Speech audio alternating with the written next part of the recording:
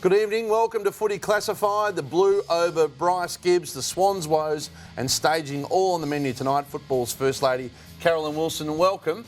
A dramatic weekend of football, quite eventful. There were. I mean, despite all the doom and gloom, some great games. I still don't know how Hawthorn won or Richmond won for that matter, but I enjoyed it. And the Bombers also looked like they were going to win, only to have the Hawks pinch it from them. Matthew Lloyd joins us. And Lloydie, let me congratulate you. You were the first one to say definitively that James Hird would coach on beyond this year, and you were proved right on Wednesday night. Yeah, thanks, Gaz. And at least now we can get on with worrying about what we should, and that's on-field matters and how each team goes. Let's start with Carlton. There's plenty of conjecture about the Blues on and off the field at the moment, and specifically around Bryce Gibbs. Developments today, Caro, after some confusion on his contract status. Yeah, my understanding is there was a meeting at the club this afternoon with coach Mick Malthouse, who called a meeting with Bryce Gibbs. I'll talk to you about that in just a moment. Let's have a look at where this started last week when the CEO, Greg Swan, admitted that they had been asked to pitch for Bryce Gibbs' services next year. I thought it was interesting. Look, it's driven by his management, and yeah, we find it odd. I mean, he's been here for 7 years and he knows everything about the place. Yeah, we're happy to have a chat about the direction of the club and where we think we're going to go. So, yeah, but it must admit in my time in footy, that's the first that I've actually done that. But anyway, we've been asked to do it, so we'll just see where we go from there.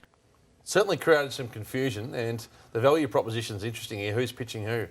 Well, the meeting today, I mean, Mick Malthouse's only concern, obviously, is on field at this stage. He can't be worried about next year. And I think there might be some concern that, you know, they don't want an Eddie Betts situation to fester here where, Eddie's form did start to fall off a bit towards the end of last year, Gary, and I think that they felt that it was a distraction for him.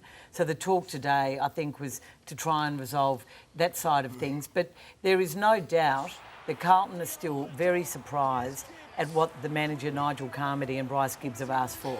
Yeah, I spoke to his management group today, Lloydie, and look, this might be something that we've just got to get our head around. This is where footy's going, is that players are going to get more demanding in knowing about where their footy club's heading. We've heard Caro with Patrick Dangerfield speak about it, and Bryce Gibbs now. Now, they said it wasn't anything malicious about it at all. It was... Clearly didn't go over too well. I think Greg Swan was surprised, as you said, as you heard, they hadn't had that happen before, but he did say they were happy to go through it, and Nigel said that once they explained what they wanted to know, they said that was fine, and they hoped to sit down sooner rather than later and go through those things. I'm not sure it's been taken quite so well on the Carlton side. That's the management side. Yeah, well, I think the Carlton side is, and I think Nigel and Andrew McKay, the Carlton footy boss, have spoken.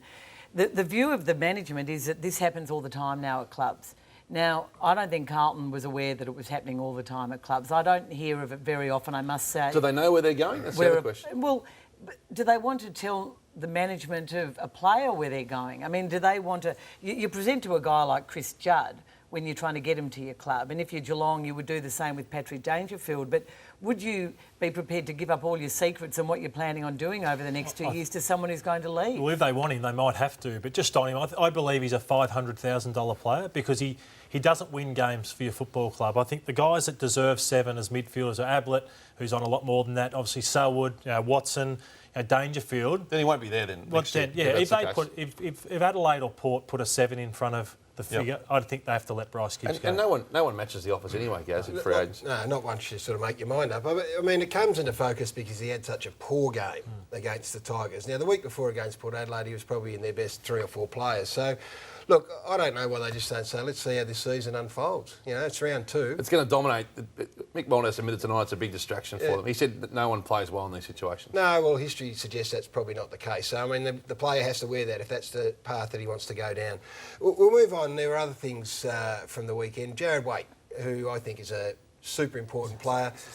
I didn't like this at all. Jake King's been cited for making contact, or reprimanded for making contact to the chest. Waite's been cited for staging, Lloydie. We need to stamp this out right now. And players watch and players hear and talk, and just cut it out right now. Fine Jared Waite $5,000, say don't do it again. And while you're at it, Jordan Lewis, here's 3.5 for you. Yeah, that's right, Gaz. And I think it's the biggest blight that was left on my career, I suppose, with more staging for free kicks. And it's something that you'd never want to leave the game with. And Jordan Lewis saw his incident and said, I'm really embarrassed by that and I never want to happen again. That sort of bloke. And so would Jared Waite. Cited then? Yeah. Well, he should have been. Yeah. Absolutely. Are you finally admitting that you're staged? I've always said that, Hutch. I've never doubted it. He has. I've No never doubt about it. Yeah. I tell you, he wouldn't be comfortable with this, and I haven't heard Mick speak about it, but Mick Malthouse wouldn't have liked that because, He had these comments to say on young Melbourne player at the time, Adam Marich, when he mistakenly thought he'd kicked a goal. Have a listen to what Mick had to say back a couple of years ago. This is a case of what I would call dead set cheating, okay? If you throw your hands in the air when you categorically know you haven't kicked the football, I believe that's cheating. To follow the same line, he wouldn't have liked Jared Waite categorically grabbing his face when he knows he hadn't had contact made. I agree with that, and I'd love to hear Mick's response on Waite over the coming days, because that's a fair comparison. You're uncomfortable with how he's treating the media at the moment too? Oh, look, well, should we have a look at what went on Thursday night after the game? I know it's been looked at a bit, but it does require, it demands examination in my view. Well, let's have a look at Mick Malthouse in front of the media on Thursday night after the loss to Richmond. The way someone in front of goal, what do you put that down to? Was it pressure at times, or do you think that they should have nailed the shots they had? What do you reckon? At times, pressure at times, I thought they missed some easy shots. Exactly. Your question was? People will look at Jared Waite. He missed some of those chances, but at the same time, he was probably helped you guys get back into the game with his run and his sort of drive as well. Well, is that a comment, statement, or what you're asking me? How many times have you heard, Chris Scott or Damien Hardwick or Alistair Clarkson or anyone say, yeah, look, Jared was great, but he let us down? Or just Mick. I'm not even upset on the journo's behalf anymore. I used to be upset on the journo's behalf. Well, you're now, the president of the Media Association. Oh, Gary, it's I put on a dinner every year, for heaven's sake. I mean, I don't have any delusions of grandeur. Maybe if you stood up for your constituents a bit stronger. I think Carlton should say to Mick, you're here to sell the football club. I mean, people don't want to see a grumpy bloke at the end of a game where look, it was a really disappointing loss. They should have won, but they did really well to get back into the game. It's fun. Who they cares? were undermanned. I didn't like it. I don't like it. And I know that there are Collingwood people who love Collingwood and thought Mick was unquestionably one of the great coaches. Didn't like the way he represented their footy club and are quite glad to see Nathan Buckley doing it now. To me, those two journos look petrified to me asking that question. Oh, they didn't look petrified. They did to me because I agree. They weren't questions, they were statements. So I can agree with Mick why he would be frustrated at the end of a game, but why wouldn't yourself and senior journos make a statement on behalf of the young journos and Sunday night go after the Essendon game and be there for the young journos and ask Mick the hard questions? On behalf of Footy Classified, we would like you to do Jake Nile, who was one of the most senior writers at the Age, was there, and he asked a good question about Bryce Gibbs, and the answer got a lot of traction. We want the most senior writer there. Gary, you go along. I was at the game. I was with my mum and my daughter, and I wasn't going to go to a press conference. No way.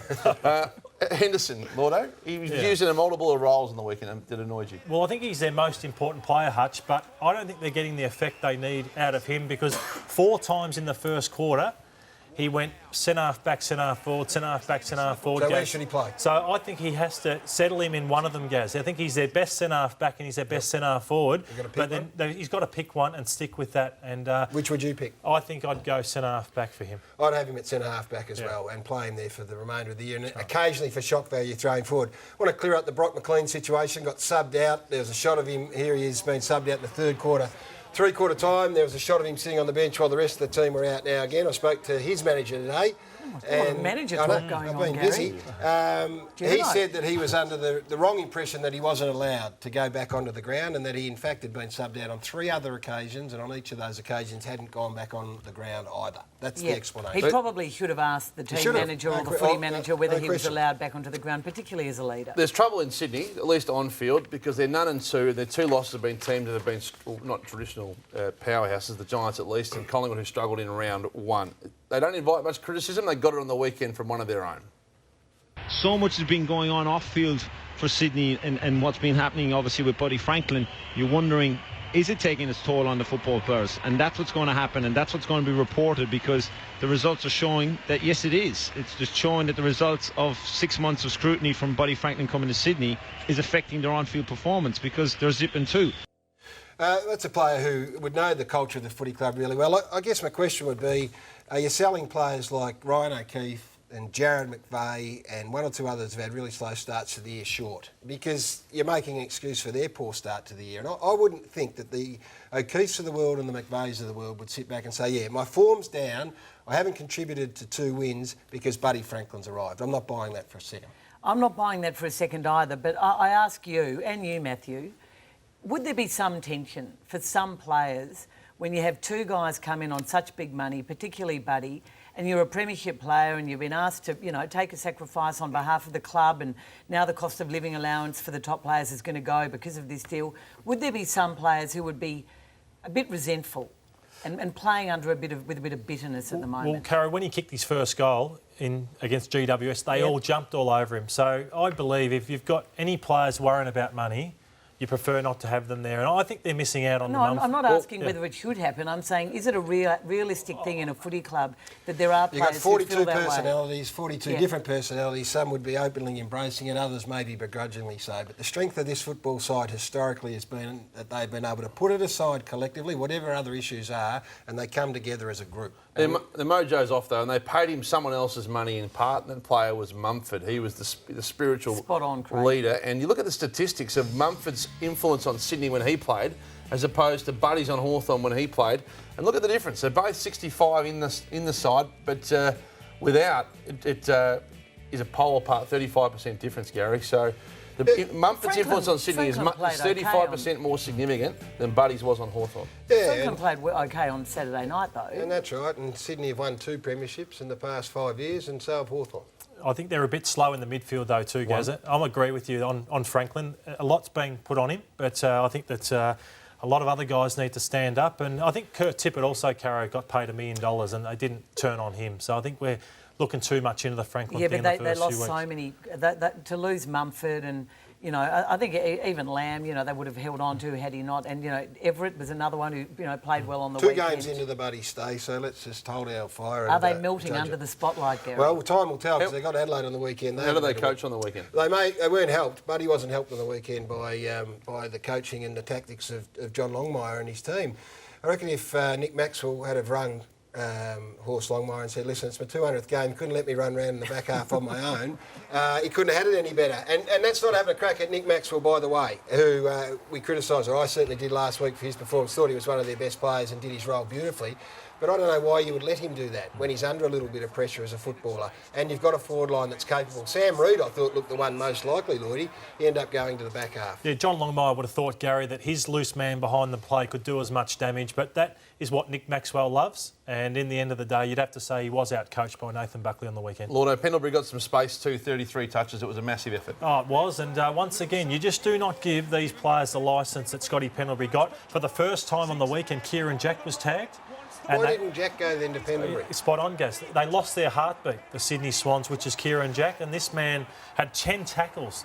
So it's a big game. He hasn't just won the footies. He's just done what a good captain should and got him over the line. That whole club was superb on Saturday night. They lost players through the course of the game. They're still young throughout their midfield and back half. You two have sat here and mocked them for the last fortnight. Well, Hutchie, the thing is, when you criticise a side, they can get up and a bit prickly, but you're fair in this caper. So when they deserve the praise, you give it to them. Or would you rather us not? But you didn't overreact to the Fremantle loss, did you? No, we did overreact to, Gary. Gary, no, we did overreact to that. Hutchie said before the season started, the best midfield in the game. That's where this reaction started. You had Sydney's midfield ahead of them in your graphic here 3 weeks ago. Off the last 6 years of football. No, you did. Yeah, we lined up this year's teams. You said Sydney are a much better midfield. Off the last 6 years of football, and maybe I got that one wrong. I'll put my hand up based on the first 2 Collingwood rounds. were very stung by the bruise-free footy comments made after round 1 and felt that was unfair, inaccurate, and whether that's what happened in their first game, I don't know, but they were not happy. Very quickly, Damien Barrett, I think, said on the Footy Show a few weeks ago that at a West Coast practice game, they felt there was a bit of disorganisation and disgruntlement with Buddy. Amongst the Swans, yep. Yeah, I think there was a bit of talk about that again on the weekend. Well, but again, and I know we've got not anti-Buddy, just a bit of disorganisation. If you don't know learning how to play with someone, that's healthy maybe. In my regard, because you've got to give strong direction, and that's what's made them a great side over the journey. And Buddy may have to learn to accept that. Nathan Brown, they lost with a shoulder. Yeah, out for a month. Not as bad probably as it could have been. Mitch Cleary caught up with him this morning. Nah, not really. Not really. It's pretty good. I haven't had it in a sling, and I haven't done it for a while, so 4 or 5 years, so not too phased. It's pulled up really well. slipped straight in, slipped straight out, went down the rooms, put it back in. So it's not too bad. Yeah, so. Dane Swan was the other discussion point on the weekend playing forward. This is what he had to say. Doesn't bother me, mate. We won, so I'm happy to play anywhere. I'm getting older, so I couldn't really care where I play, mate, as long as I contribute every week. So I thought I did that. Possessions aren't everything. It's pretty funny. Everyone says possessions aren't everything, but as soon as you stop getting them, they're everything. So you can't win sometimes, but in the end, man, I'm happy with how I'm going. I don't have to be best on ground every week. Our mids played really well on the weekend, so I got some time to spend up forward, so it doesn't bother me, bro. Pretty well summed up, I would have thought, from Swanee in his own way. Don't forget the footy show Thursday night. It is a very, very big night. Back to our regular time at 8:30 ahead of a big round 3. We're going to take a break. The Demons and the Roos on the agenda next on Footy Classified.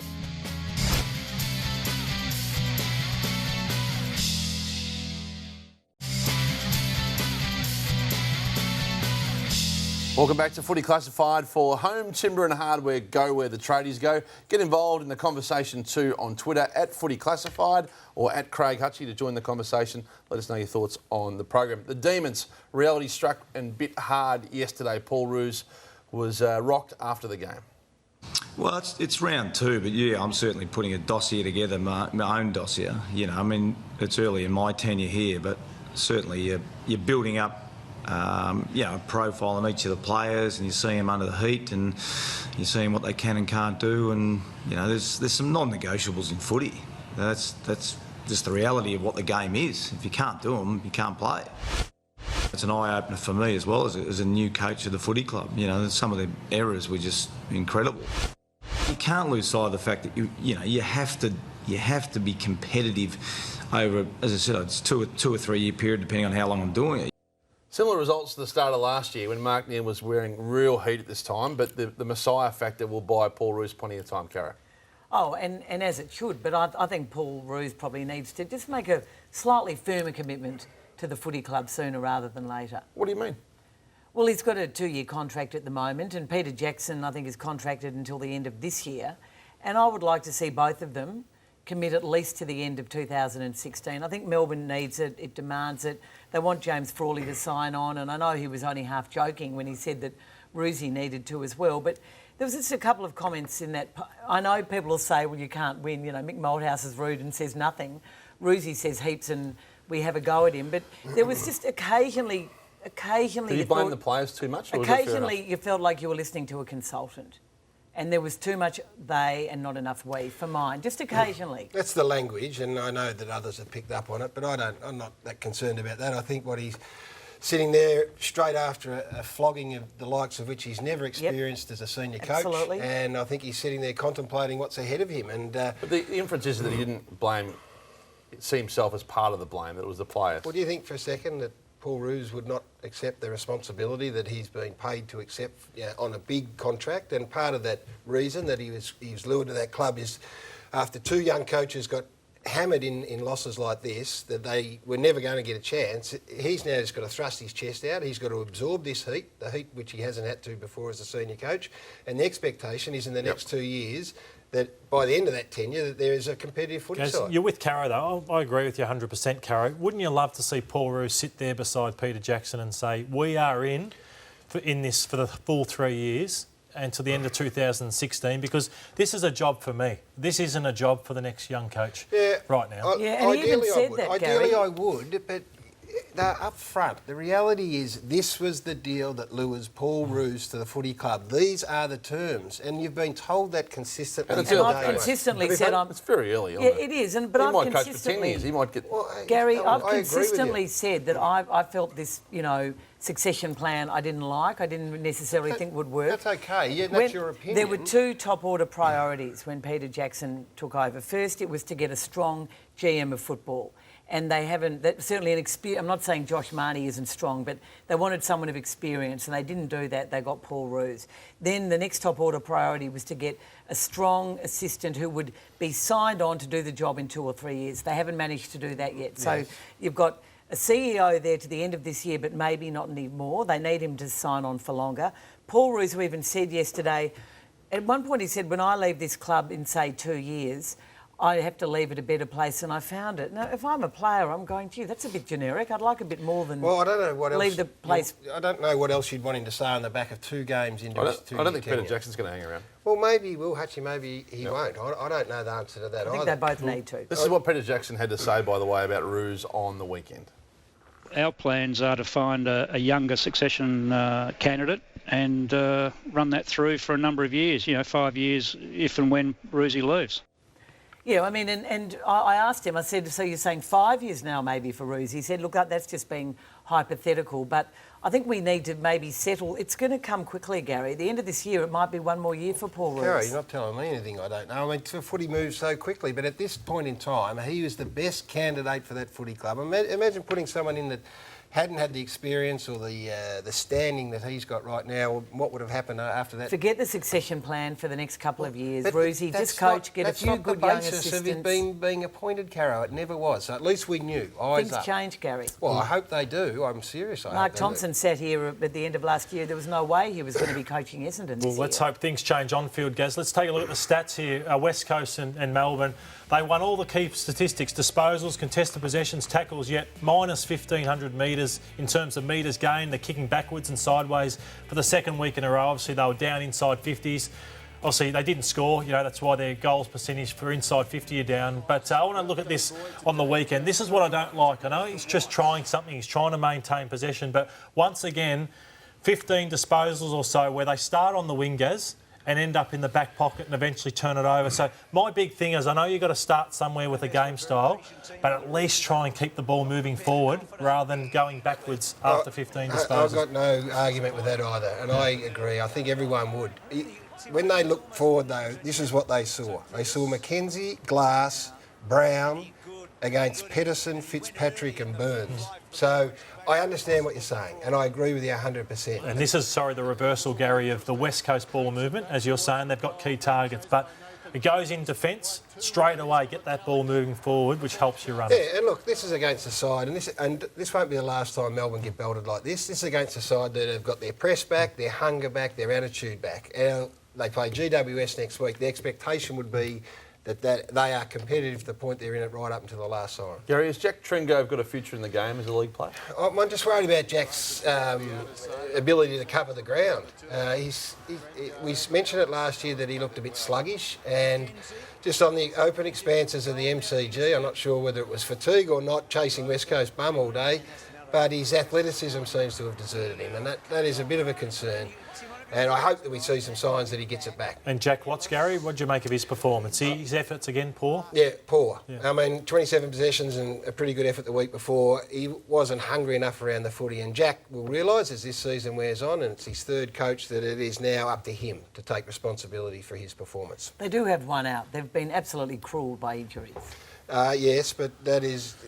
Well, yes, that is true. They have. I mean, they've in the wrong spot. They're two big forwards, and the young guys like Viney, Hogan. It's really unfortunate. Nathan Jones, just quickly, it was fantastic. He was. I wanted to mention that. No one wanted to put it in. There's a young bloke, leading possession winner in the competition at the moment, and I know when you get belted, no one talks about his performance over the last 2 years, and particularly on the weekend, were great.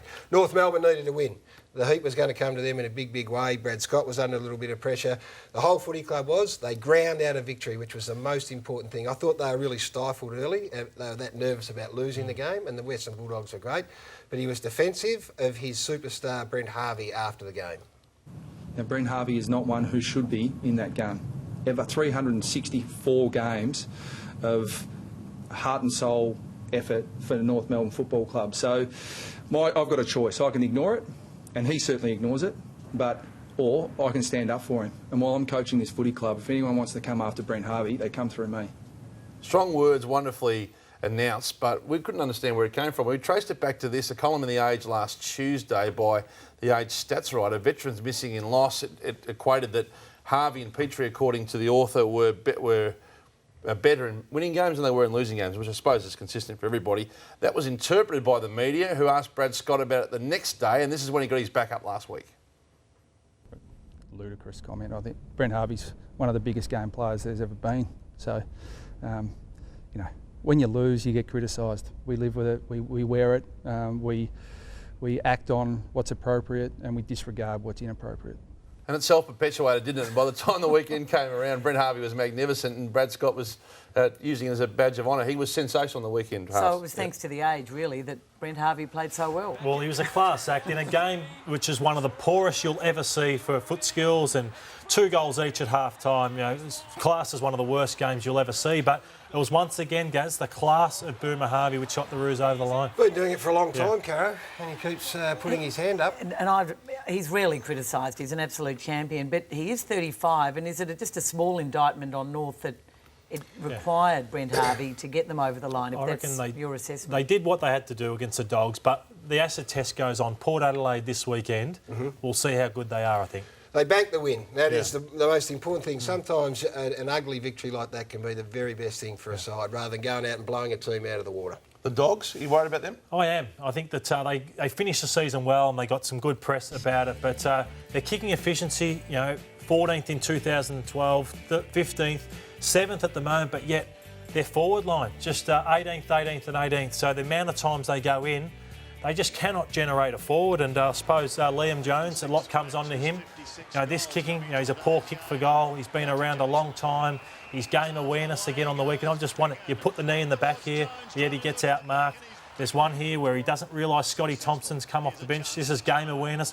I just wonder how many more chances they can give this guy. Well, isn't that the reality of this footy club too, though? I mean, around the ground, the middle of the ground, in the back half, they're working hard, providing opportunity, but Jared Grant hasn't proved to be the man. Liam Jones hasn't proved to be the man. Stuart Crameri. Ace Cordy. Well, Ace Cordy hasn't been. Crameri's interesting. You pay $1.8 million over 4. I would think you'd do that for the solution. I'm not sure he's the solution. He's part of the puzzle. But if you want a solution, though, Hutch, you probably pay someone $800,000. So they've paid him maybe $450. $450, which isn't a lot for a half-forward flanker. He's the same size as... He's a great pickup. They just need a key forward. That's right. He's the same size as Stringer, who's going to take games off.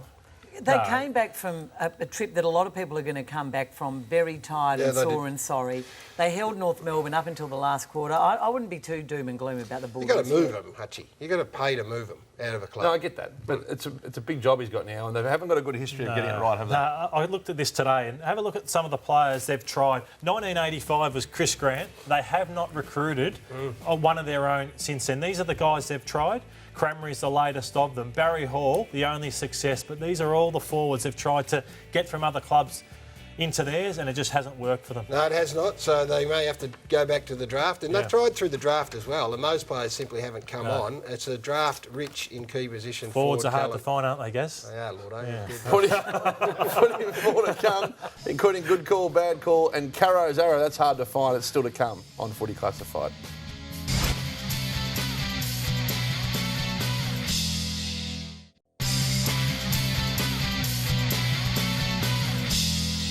Welcome back to Footy Classified. 2 rounds into the 2014 season, and talk already has gone to the crowds. Caro, you've put this on the agenda.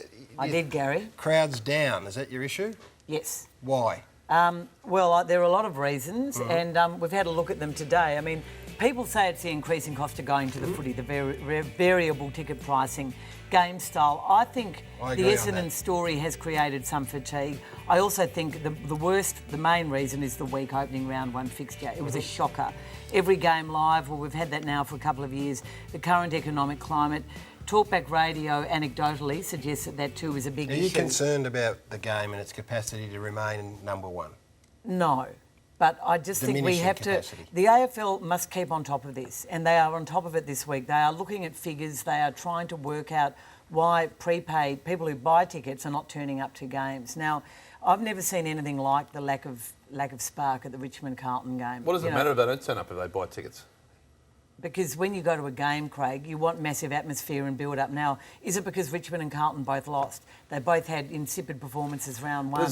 People worried about Carlton. The fixture was designed to get away early in the north. They were always going to take heat on the Richmond and Carlton, when they used to finish like 15th and 16th, would get 75, 80,000 at the MCG. They got 62 or 65 or something. Lloydie, from a commentary point of view, I'm not sure whether you've experienced. How have you seen the first couple of weeks? No, I've been disappointed too, Gaz. I reckon the vibe, I agree with Cara, hasn't been there. And Essendon first half was as quiet as I can remember. Richmond Carlton was the flattest I've seen, Hutch. The lowest crowd for a Hawthorn Essendon game. It was the third highest second round in the history of the game. Craig, that was the...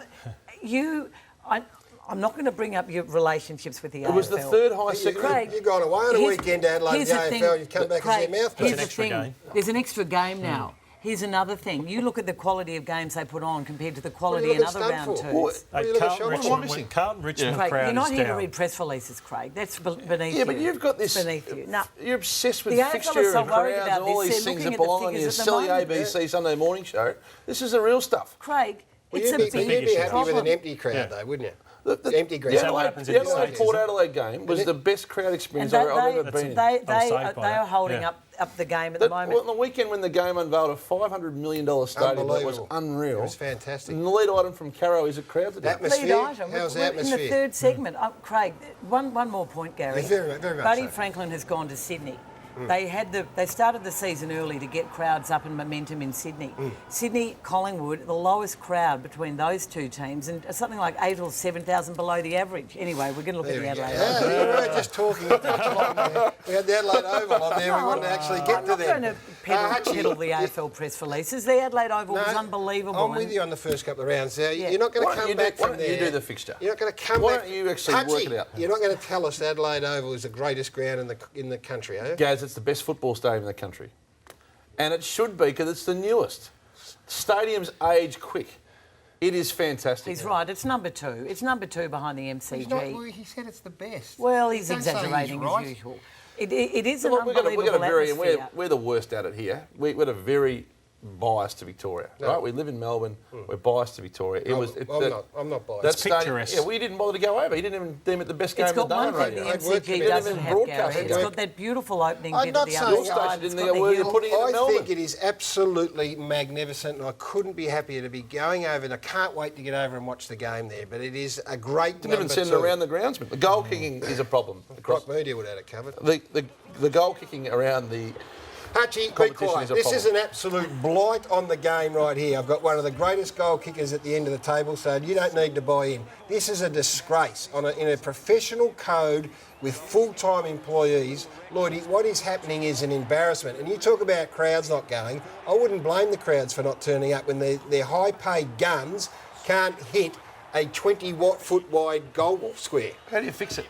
Well, there's so many reasons, Hutch. Everyone's different, I reckon. There's no techniques. They don't train enough. They don't train under fatigue. They don't train under pressure. Countless things. It's an afterthought. What about the interchange cap? Is that having an effect? I don't think so. No. Turn it up. Fatigue. Big barely got his ball onto his boot a couple of those blokes. That might have been a bit of a stretch. Hey, Bomber Thompson. Yep. I found him fascinating on the weekend. I just want to show you how he charged out after the game at David Zaharakis here. It was you don't see it very often, Gaz. Yep. He's charged out and straight out to him. He just, as soon as the siren went, he's saying, this is what I want to show you. This stoppage, we'll let it run here. He's on Isaac Smith, lets him run straight past him. Isaac Smith gets it on the boot. They're 3 points up, minute 09 to go. Zaka had to log down. Players letting their Rioli and Hill get goal side, game over. And I loved it from Bomber because then he can then go to the press conference and calm down, relax. But Zaharakis won't do that again. Good point, and he did go to the press conference. He was nice and relaxed. He had an interesting take on injuries, and he also was asked which radio station he listens to when he's not coaching. Ankle. What is it? Ankle, sore ankle. Ankle, sore. Is that it? Yeah. No more questions. Triple M. That is my favourite. I think we have to make them a weekly Good TV. Yes. We've got to give him his own Tonight Show. He's sensational at the moment. Just quickly on Phil Davis, we'll squeeze this in before the break. He broke his silence tonight on what could have been a life-threatening injury. If I hadn't been rushed to hospital, I could have died without their support. I'll be able to do a lot of fitness components within a couple of weeks. So, I'll be able to get super fit, but it's just the contact side. I'm not sure if I'll be able to do that this year. I missed him on the weekend on Nick Revolt. We wish him well on his road to recovery. A break, good call, bad call, your way next.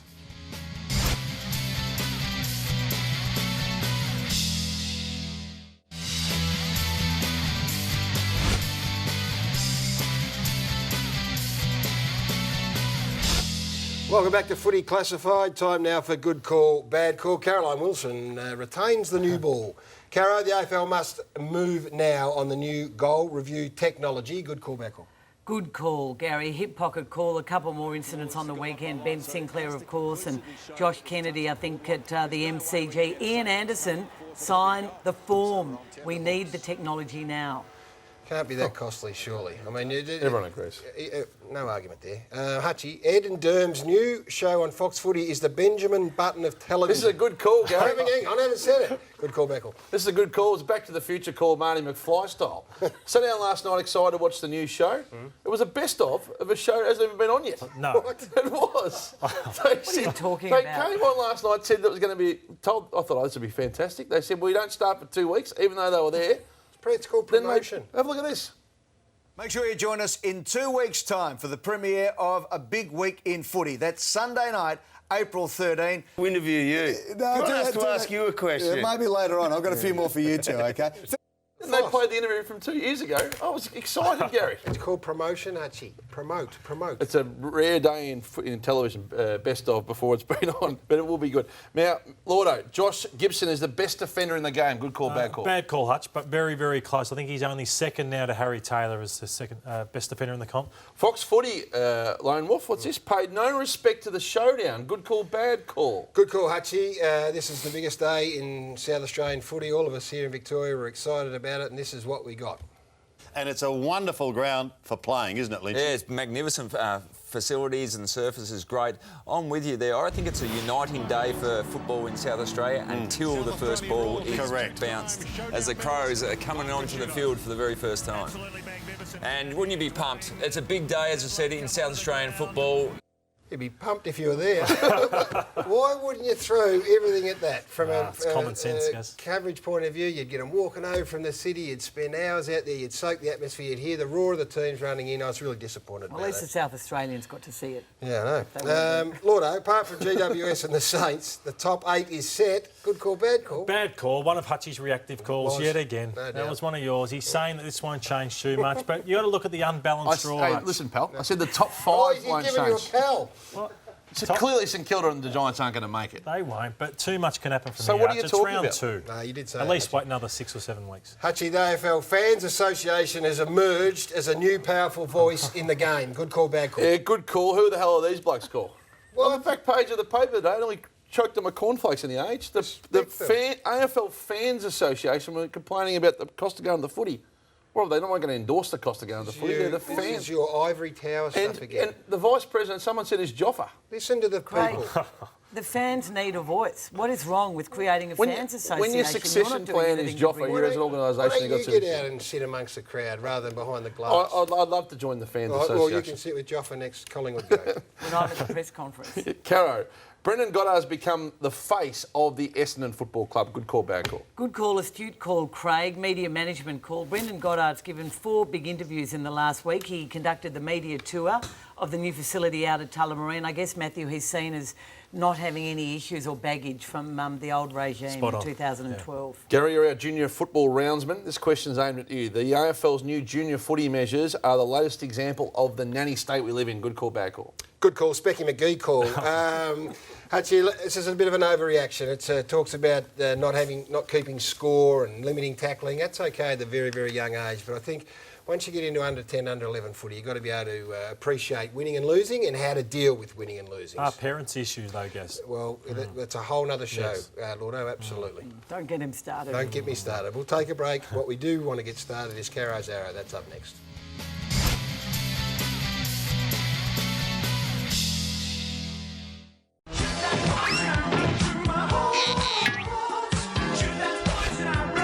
It's that time of the year again. Ricky Nixon. Here he is this morning throwing a cup of coffee at the media, the same media that he used to try and claw his way back into respectability. Well, Ricky, it's not going to happen. You say you've been encouraged, Ricky, by all the calls and encouragement you did receive after 2 sets of interviews you've done over the last few weeks. Well, Ricky, even the cachet and credibility of Mike Sheehan couldn't rub off on you after the way you betrayed your clients and, by extension, the St Kilda Football Club. I don't know one woman who watched you on Fox Footy who didn't want to throw something at the television. So many names you dropped, so many stories you told, so many that were denied by the people you say who were there. People have tried to help you, Ricky. Back in the day, a lot of people, still some people are trying to help you, and yet you won't help yourself. Ricky, stop prowling social media. Keep away from it. And while I'm at it, in this climate, when a top order priority in footy is respect and responsibility and the welfare of young players, you haven't got a hope of getting back into the game. Ricky, read the play. Oh, there it is. Hard hitting. That was powerful. Very powerful. Response needed. Hard to argue with, and not going to. A repeat offender in the arrow, though, so not too much new there, but I think it's... Well, I mean... I was disappointed to see this morning after the... Because he came across okay on open mic. Oh, just too many... a lot of things he said on open mic I don't think were correct. Well, women who watch that interview will know exactly what I mean when I say you wanted to throw something at the television. Okay. Let it sit. Don't back over it. Yep.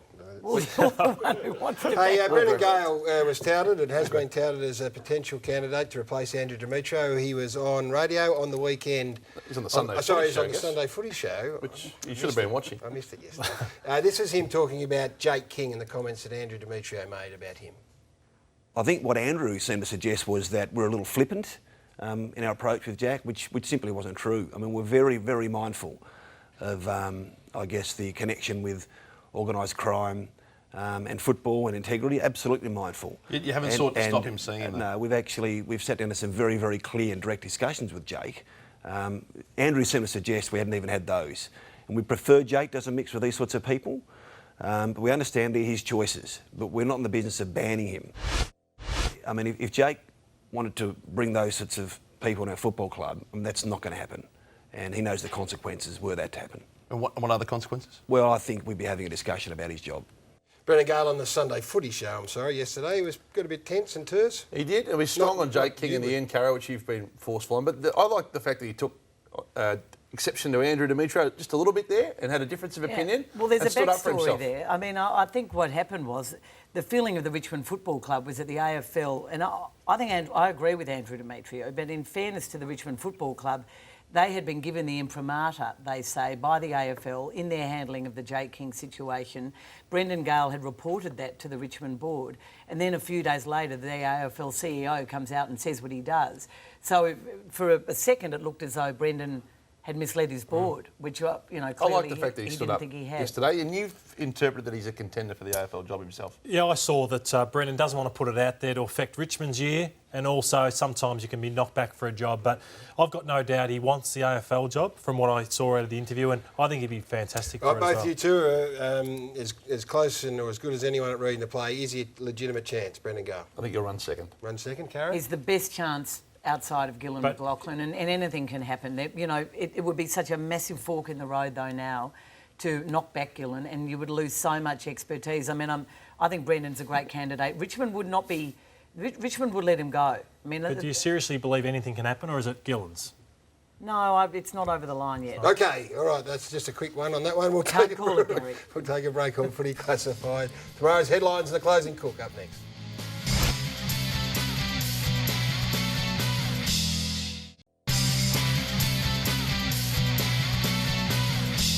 Thanks for staying up and watching Footy Classified on the Nine Network. Tomorrow's paper round, we start as always, Caro, with the age. And players have been told, Hutchie, to stick to the script. It's footy, it's not theatre. Stop staging. The Australian Brownlow medal blow, that's of course Nathan Fyfe, a 2-week ban. And in the West Australian, it's all about Fyfe as well. Bye-bye Brownlow after he got 2 weeks. In the Addy, no hangover, Port determined to earn respect from the AFL. And in the Herald Sun, Hawks race 4 stars fitness test. Hodge, Mitchell, Saul and Stratton all under the pump for Friday night. There could be some stars missing galore in that game. Stick to the script, all right? And that's the most important thing. Now, the closing cook. Yeah, we're all pretty... we've been in the media long enough. We all make mistakes, don't we? Plenty. This is what you don't do when you make a mistake. And you started well. And it was so important to start well and win that first quarter. And I think you kicked 5 goals, 4 to 1 quarter in that first quarter. 1 goal in that first quarter. Bill, I know you watch. Just keep pushing through. Looked like the guy off the Car City ad, didn't He did. Just push through when you make it blue. Just keep on charging through, big fella. So we can all learn. Hey, quickly, the grand final rematch. If Hawthorn take a risk on Sewell, Stratton, Mitchell and Hodge, they got no chance. Yeah, I agree with that. But I thought Freo were a certainty, but with having no Dawson, no Fife, it suddenly evens it up again, guys. Which way are you leaning, Choa? Dockers. Caro? Hawks. Collingwood Geelong, Saturday night? Oh, that's going to be a great game. I think Geelong. Yes. The none and two game is the interesting one, Adelaide and Sydney. Yeah, well, I said Collingwood Geelong. Cats. Yes, please. Cats for mine as well.